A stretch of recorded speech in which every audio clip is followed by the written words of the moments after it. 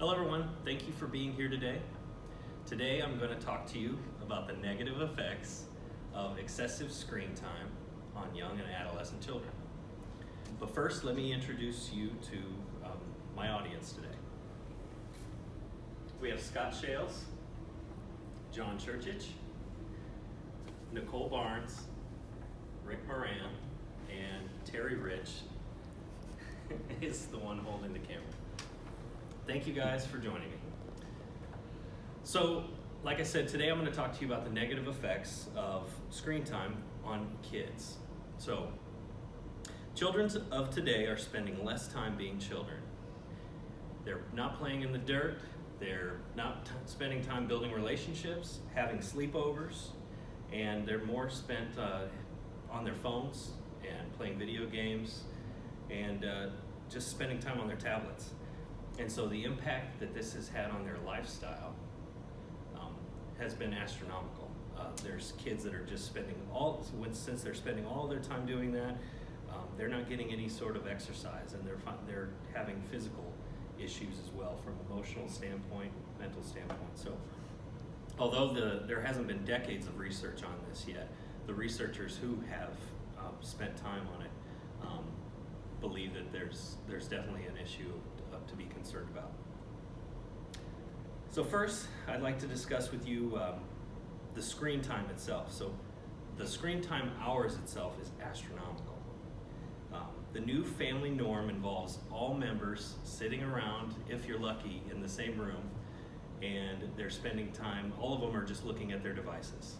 And I'm sure that some of you guys have seen that as well in your own kids. Heck, I can even say the same thing about myself. Decline that. A study done by West Virginia's Education Association found that teens are spending on average 9 hours a day on their phone. So 9 hours a day is, like when you think about that, you're supposed to get on average 6 to 8 hours of sleep, and then 9 hours a day. Your teen is like, what are they doing with the rest of their time?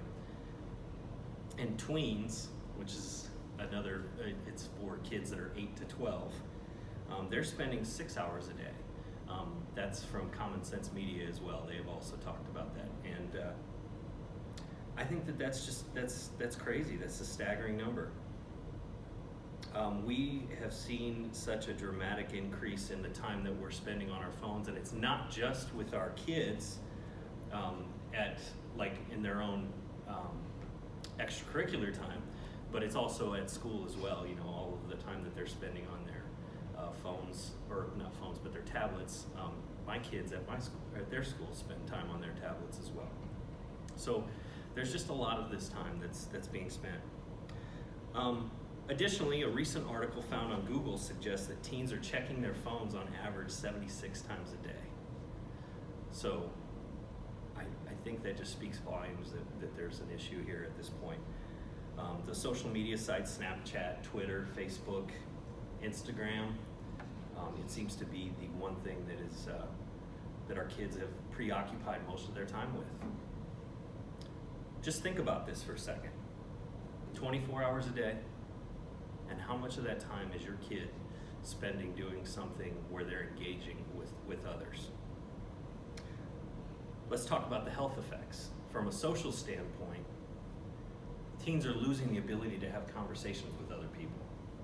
There's a loss of eye contact, manners and etiquette. I have friends that have discussed this as well, where they're talking about how their kids just don't know how to look up and say hi to anybody anymore.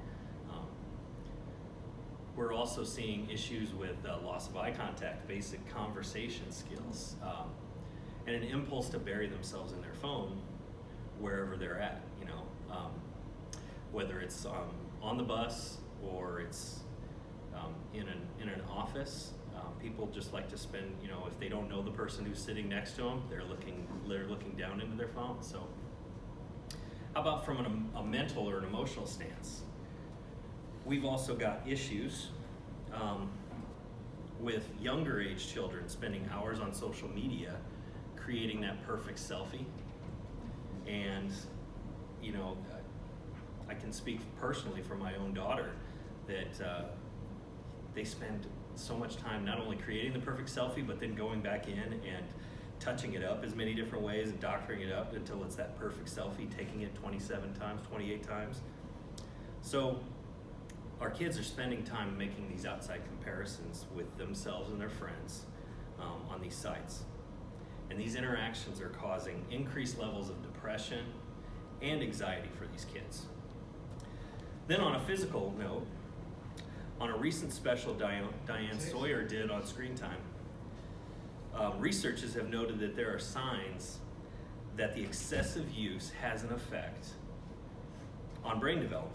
However, it's also noted that this may be due to the lack of quality or sleep that our children are getting because they're spending so much time on their tablets or on their phones, and it causes your brain to stay overstimulated even right before they're going to bed.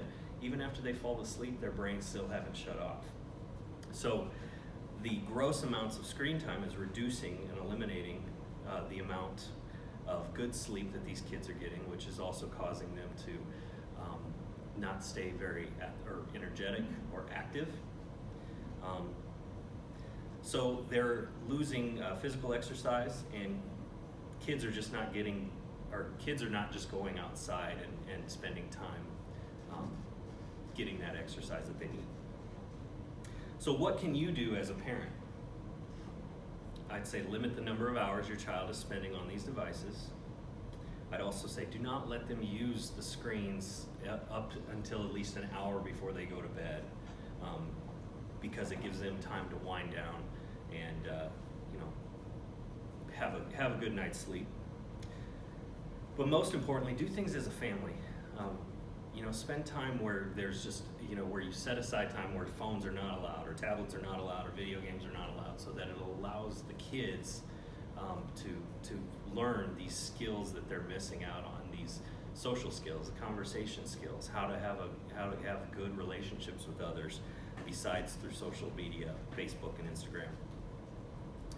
And find out what your kids are doing on these devices.